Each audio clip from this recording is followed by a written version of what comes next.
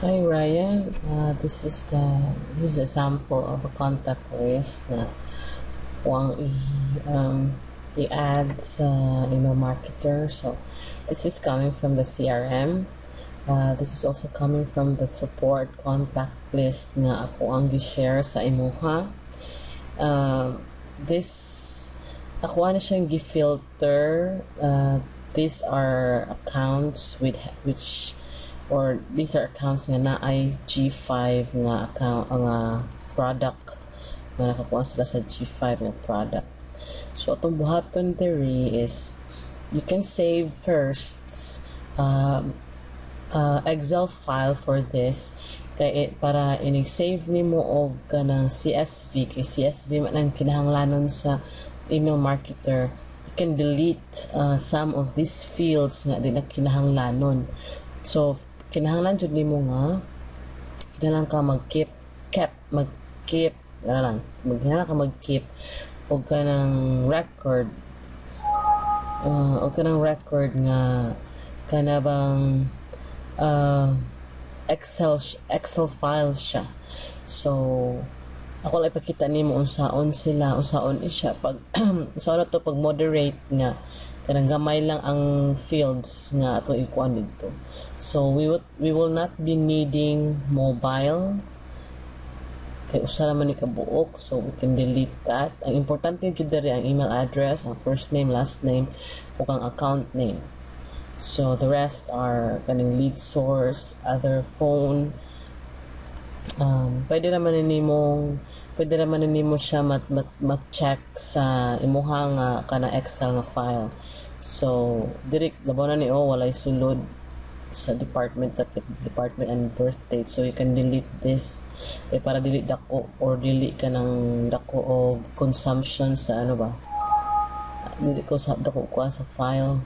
So this one delete ni kanipot. Okay, you can retain the products kaning mga product dere. Kanang na I1 ang kanang mga 0 i-delete pwede pa nimo i-delete na. Okay, this one. Okay, delete na sa ani. Basta ikaw na bahala asa usay ko ano nimo unsa i-retain nimo.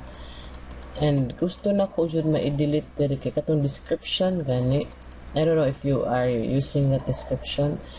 I want that to be deleted kay daghan taas kaayo siya. Yeah, until here. So this is how you scrub. And also if you're there is a email address niya, i-check pud nimo kung nag-end ba siya sa period kay na ma-invalid man gud ni siya, ma-mark man gud ni siya as invalid sa email marketer. So kinahanglan i-check nimo ang mga format, dili invalid format sa email ang nakabutang, walay double nga at, walay period sa end, walay kanang comma, walay kanang wala siya semicolon, ngayon ana ba. So imuha gina siyang i-check. Kung daghan pwede ka gagamit og kaning pwede ka gamit sa filter.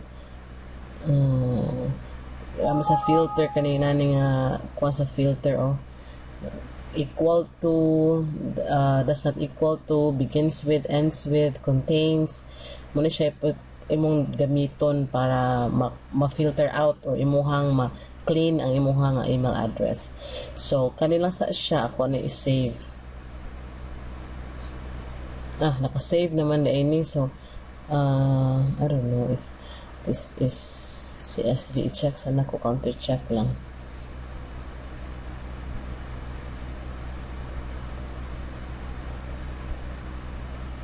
Sorry kayo, dugay kayo mo load oy.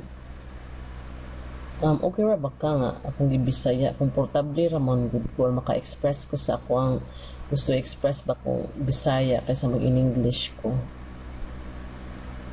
Okay, nakakuha na dahil siya. So okay, save sa ni. Okay, save.